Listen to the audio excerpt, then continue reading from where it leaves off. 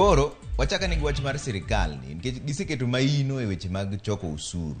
To be mae siri, mae ndi makoro bro miyo ngima bedo mayot koso bedo ngima dhi bedo matek nikech ji ywak ni usuru mar sirikal sik wacho ni gidwa choko ni to pesa bende ji onge go. Erokamano Trevor. An Zakayo Masiro kuom jawinjo wa madwa winjo wa kawuono warwakou. To kaluwore gi weche mag usuru gi mahino ma government oseketo ma jopiny ywak negi sani. Abiro wacho ni iwacho ni wachulo usuru mondo wakonyre wawegi. Koro mano to bende ni mna kare. Lakini wang'iyo ni itime yore amane.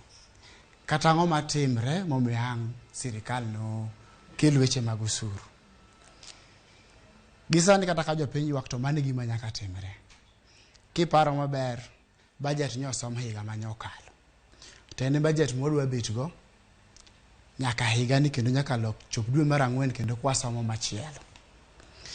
Koro tiende ni nitie pesa mag government ne dwaro, sirikal ne dwaro mondo giriemb go chenro mag sirikal kuom jopiny ka gitiyo nego jopiny.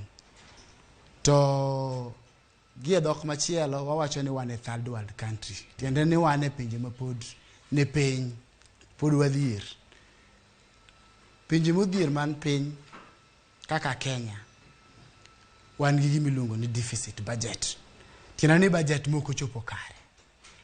Chenro marwa ni malo ki pesa lakini mwaseyudo mwaikrego to tin.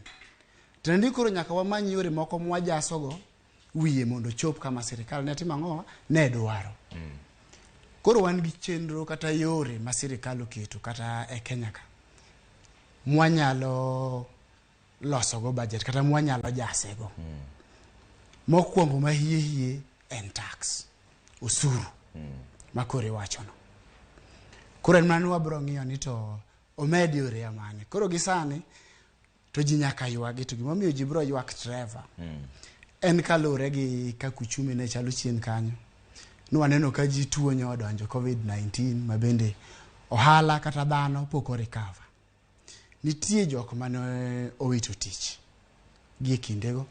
Nitie ohelni mane olor gie kindego. Sirikal benika dwaro ni mondo chop chenro e yo makare. Chuno ni nyaka wachula ng'owa usuru.